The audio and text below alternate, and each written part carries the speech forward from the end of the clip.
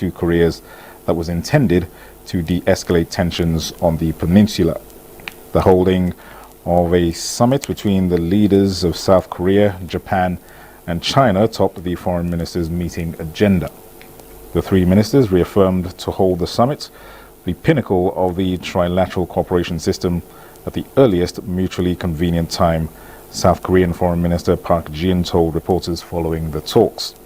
We agreed to expedite the necessary preparations, he added, without giving a specific time frame for the summit. A nationwide curfew has been declared in Sierra Leone after unidentified gunmen attacked a military barracks and attempted to break into an armory in the capital Freetown.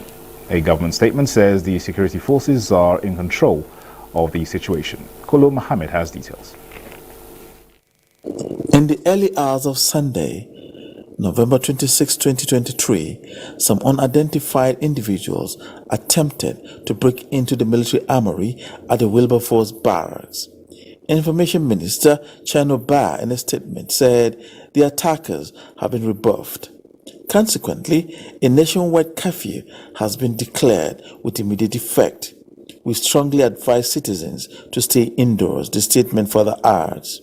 A senior official who requested anonymity said that the central prison in Freetown was open and some inmates had escaped.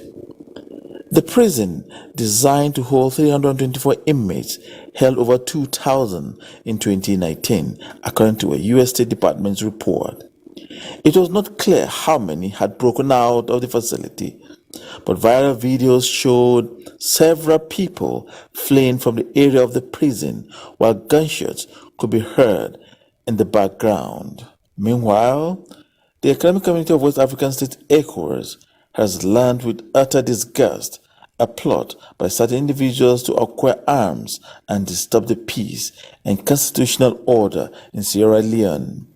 ECOWAS condemns this act and calls for the arrest and prosecution of all participants in this illegal act. ECOWAS reiterates its zero tolerance for unconstitutional change of government. ECOWAS further underscores its commitment to supporting the government and people of Sierra Leone to deepen democracy and good governance, consolidate peace and security, as well as foster socio-economic development. Kolo Mohammed, NTA News. Meanwhile, the campaign for the constitutional referendum in Chad is underway in N'Djamena, a key stage on the road to elections promised, then postponed until 2024 by the military junta that has been in power for 2.5 years and will serve as a perceived test of legitimacy for the ruling junta and the Itno dynasty's 30-year reign. Here again is Kolo Mohammed. The transitional president, General Muhammad Idris Deby Itno, whose junta has governed since 2021, had promised to hand over to civilians and hold elections this year before postponing same to 2024. More than 8.3 million people in the vast but poor Sahel country are called on to vote in a referendum slated for December 17th in a key step towards the elections and establishing civilian rule. The opposition, non-governmental organizations and political scientists say the ballot looks set to be about maintaining Itno and his family's dynasty after the 3 decades of absolute power enjoyed by his father, Idris Deby Itno. Issa Job, professor of law in the University of N'Djamena, added Enoch Dong, former chairman of the Chadian League for Human Rights, said, beyond what form the state takes, the main issue is to allow power to test its popularity and its legitimacy, which will be determined by the turnout rate, and the form of the state is not the priority. The new proposed constitution is not greatly different from the previous one, which concentrated significant powers in the hands of the head of state. The most radical opposition groups, some of whose leaders have gone into exile since the bloody repression of a demonstration on October 20, 2022, urge a boycott of what they term a masquerade. Kolo Mohammed, NTA News. And Kolo Mohammed also reports that a group of senior politicians around the globe, particularly in the USA, are calling for the scheduled 2024 general elections in Ukraine. He reports that a few others say Ukraine's current condition is not healthy for elections to hold. Stands. All elections, including presidential, are prohibited under the country's current martial law imposed after Russia launched its full-scale invasion in February 2022. Many in Ukraine are outraged by the idea, entertaining fears that elections could distract the nation from its fight for survival. Tensions eased after President Vladimir Zelensky said in November that it was not the right time for elections, even though the issue seemed far from over as it has fueled a political confrontation unseen in the country since the start of Russian full-scale invasion. One of the big driving forces for the row lies not in Ukraine, but in the United States of America. The discussion about Ukrainian election is partly being pushed by US politicians ahead of the country's election in 2024, particularly by a small group within the Republican Party, says Olha Avazosika, chairperson of the election monitoring network, OPRA. Kolo Muhammad, NTA News. India's military brought in specialized equipment Sunday as efforts to free 41 trapped workers entered a third week, with digging ongoing in 3 directions after repeated setbacks to the operation. The Indian Air Force said on Sunday that they were responding with alacrity as they flew in their third load to a rescue operation since the partial collapse of the under-construction Silkyara Road Tunnel on November 12th in the Himalayan state of Uttarakhand. Rescue officials said they called for a superheated plasma cutter to be brought to the remote mountain location after engineers driving a metal pipe horizontally through 57 meters of rock and concrete ran into metal girders and construction vehicles buried in the earth. A giant earth boring machine snapped just 9 meters from breaking through. World Olive Tree Day was proclaimed at the 40th session of the UNESCO General Conference in 2019 and takes place on the 26th of November every year. The olive tree, specifically the olive branch, holds an important place in the minds of men and women. Since ancient times, it has symbolized peace, wisdom, and harmony, and as such is important not just to the countries where these noble trees grow, but to people and communities around the world. Conserving and cultivating the olive tree is a growing imperative as the world combats and adapts to climate change. The protection of cultural and natural heritage, including landscapes, is at the heart of UNESCO's mission, and marking World Olive Tree Day reinforces environmental sustainability efforts. The aim of World Olive Tree Day is to encourage the protection of the olive tree and the values it embodies in order to appreciate its important social, cultural, economic, and environmental significance to humanity.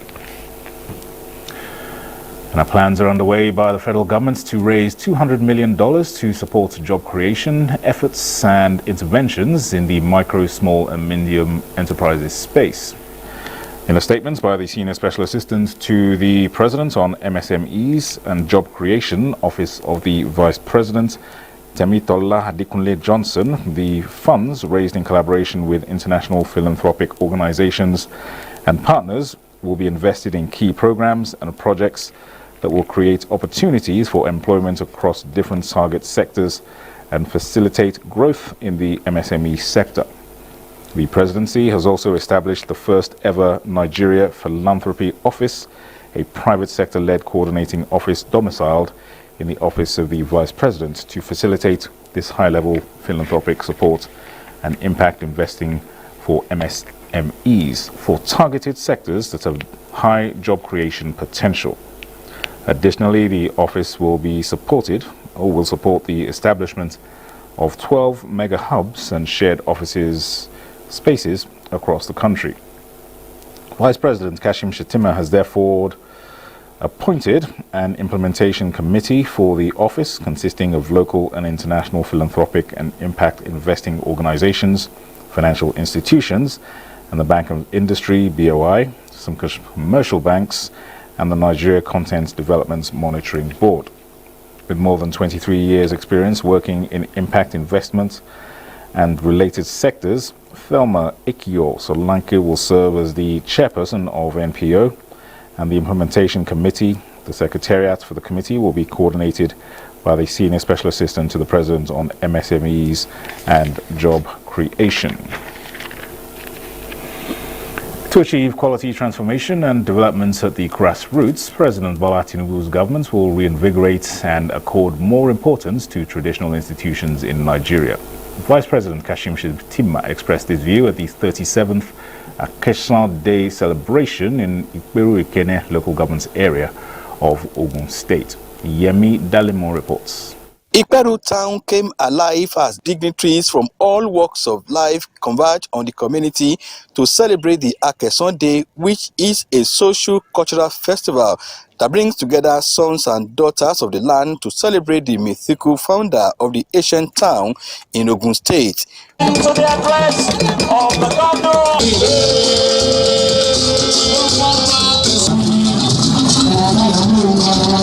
Vice President Kashim Shettima says Nigeria's multicultural diversity should be a source of strength because festivals like the Akesan Day are a rallying point for development. This festival serves as an opportunity to reinforce President Bola Ahmed Tinubu's commitment to giving priority to our traditional institutions in navigating the intricacies of our diversity.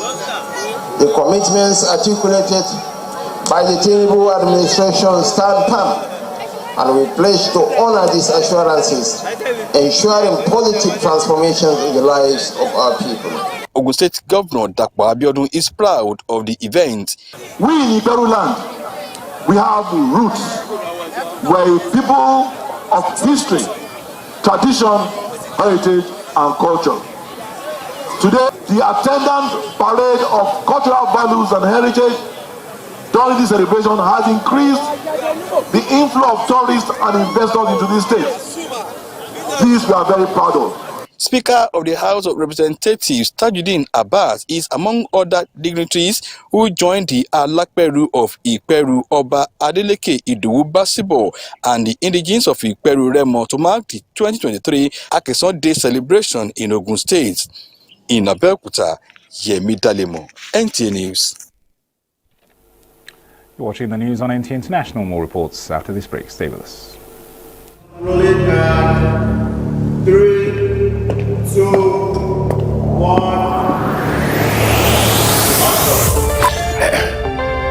Hi. Hello. Can you see me? It's got my name on the cup. Hi, Africa Magic.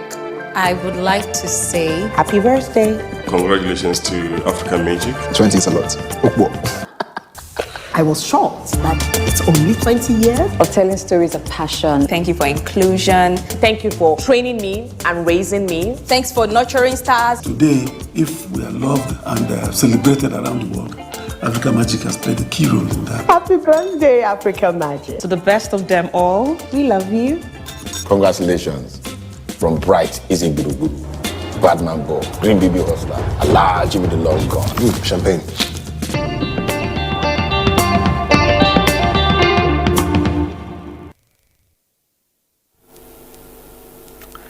Welcome back. Space is the ultimate platform for technological advancement, as no nation can develop beyond its space capabilities and space exploration. Minister of Innovation, Science and Technology, Uche Nnaji, affirmed this during a facility tour at the Nigeria Space Agency in Abuja. Adebola Brookslane reports. Knowing that materials discovered in the space world can be well used as tools to address national challenges, Nigeria, like other nations, keyed into space exploration for navigation, improving living standards and the economy. The minister, who was conducted round the facility at the nation's space agency, described NASDA as a beacon of excellence in the nation's pursuit of technological advancements. But it's a place where, if we give all our focus in this country, the pressure on the naira will go. The dollar will reduce its dominance on our naira. and we can be sure of having our lives fully back again. You know, this place is one of the few places. This satellite economy is rare. People are interested in investing in satellites. People are interested. But we as government must become the catalyst to push people to invest and give them confidence to invest without losing money. This is the place to be. Director General of the agency expressed optimism that NASDA, under the guidance of the minister, will no doubt yield unprecedented achievements towards the actualization of its set mandates. The infrastructures that you see today were being built, and then we also embarked on capacity building. Now it is full utilization of that same capacity that have been built that we're embarking on. And you can see that Nigerian scientists and engineers can go anywhere in the world.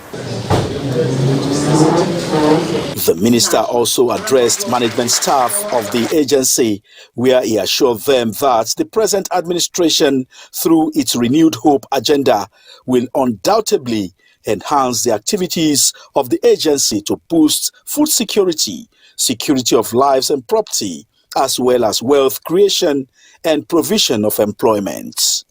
Adebola Brookslyn, NTA News. Nigeria needs to harmonize all diversification plans and initiatives to ensure that the country's economy bounces back quickly from its current difficulties. At the second annual Nigerian Legacy Summit, tagged Nigerian Beyond Oil in Abuja, stakeholders analyzed and evaluated the state of the country's diversification plans so far and advised that more impetus be injected into the agricultural sector and solid minerals development, which they identified as the key drivers of the economic diversification initiative. The essence of this program is to champion a nationwide campaign against the country's overdependence on oil. The agricultural fact file is the largest sector of the Nigerian economy, with GDP contribution of hovering around 40%, a multi-billion-dollar business that is capable of attracting $40 billion to the economy in the next 5 years and thereabout. The summit is a periodic engagement of stakeholders and civil society groups in Nigeria to evaluate government's policies and its outcomes. Making life comfortable requires strong will, hard work, and determination. These attributes have been described by the Minister of Housing and Urban Development, Ahmed Musa Dangiwa, as some of the driving forces needed to lift Nigerians out of poverty and ensure access to affordable housing for all.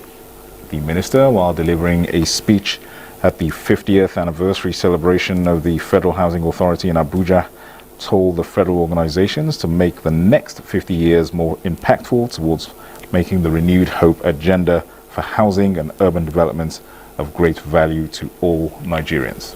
Wake up to its responsibilities. We have a serious housing deficit or housing crisis, and current efforts, speed of delivery and strategies must be increased to meet the challenge. FHA must see this 50 years anniversary as a moment of soul searching and resolve that the next 50 years will tell a different story. Just as my boss has said, time will tell. The minister emphasized that the administration of President Bola Tinubu wants reforms that are efficient and well-positioned for the Federal Housing Authority to have the financial strength to deliver on its mandate. FHA is one agency that has the license to play in all income segments. So the ministry expects FHA to make judicious use of its advantage in the broad strategy of the government to deliver housing to Nigerians. I want to see FHA go to the capital market, issue bonds, raise funding, deliver mass housing projects across the country, market and sell them, pay back the loans, and declare profit. The Minister of Housing and Urban Development, Ahmed Musa Dangiwa. Hard work pays, as whatever efforts an individual puts in do not go unnoticed. This is what played out at the reward and recognition session of the 2023 News Management Conference in Abuja. Adebola Brookslyn Sunday reports that the event is in line with the Federal Civil Service Strategy and Implementation Plan. Everyone who does a good job should be appreciated. And this is the reason staff who did exceptionally well were selected from NTA centers and stations across the country. They were rewarded for their combined and personal efforts to place their stations above others. The recognition ranges from Best Most Consistent Reporter of the Year to Best Newscaster of the Year awards. In addition, special gifts were presented to staff who excelled to serve as an encouragement to others. And to tell them that hard work pays, that we are watching and we are assessing them and we are appreciating what they are doing so that they can do it better. We have started. We are going somewhere. But we are not there yet. It's open. It creates competitions, healthy competitions, and it also encourages those that have emerged winners to do more. Anywhere you are in NTA, you have equal opportunity with whoever is here in Abuja, even better opportunity. Communication development, going back to the basics. There used to be a style. What was that style? How can we improve on that style? And in improving on that style, you must identify and reward. NTA Maiduguri bagged the Best Station of the Year award. When you become a champion, you have to work very hard to remain a champion. So I am assuring you that next year, if we converge on Abuja for the same event, Maiduguri will still emerge victorious. I didn't know the management had eyes on us. We were just Jonathan Omajali was spotted as the best on-the-spot reporter of the year. And also thank my superior. Most times when you come up live for live reporting, sometimes when we finish, I just say to myself, that's a very bad outing. But I get words of encouragement from them. They say, Jonathan, you did well, thank you. And so their words of encouragement have really helped to push me to this level. And of course, I'm going to do more. The report that earned me this award was the least I even expected. And thank God the award is the challenge, because as the name implies, the most consistent reporter of the year. That means I can't box below my weight.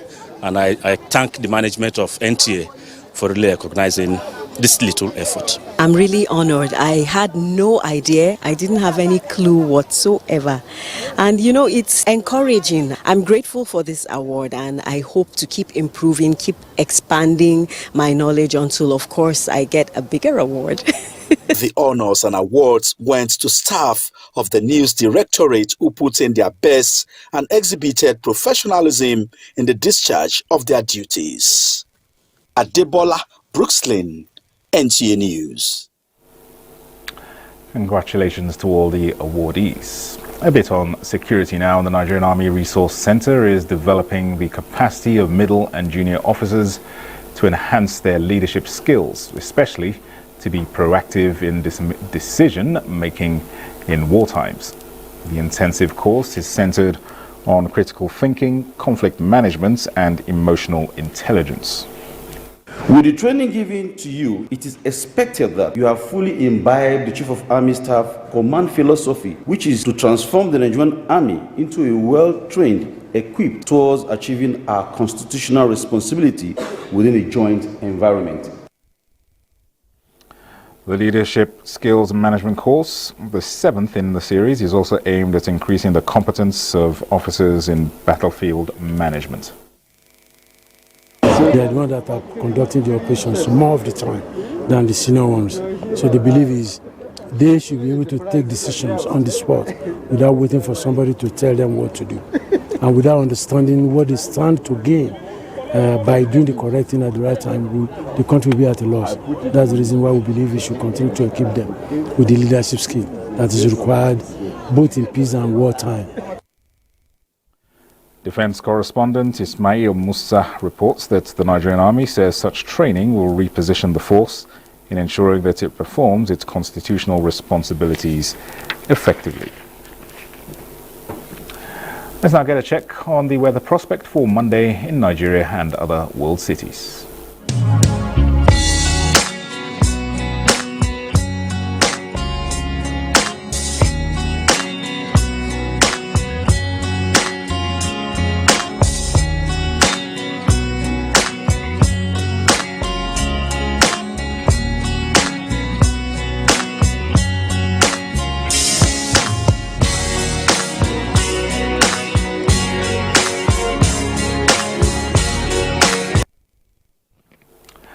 Well, that's the news on NTA International. Many thanks for watching. I am Dennis Adegunloye.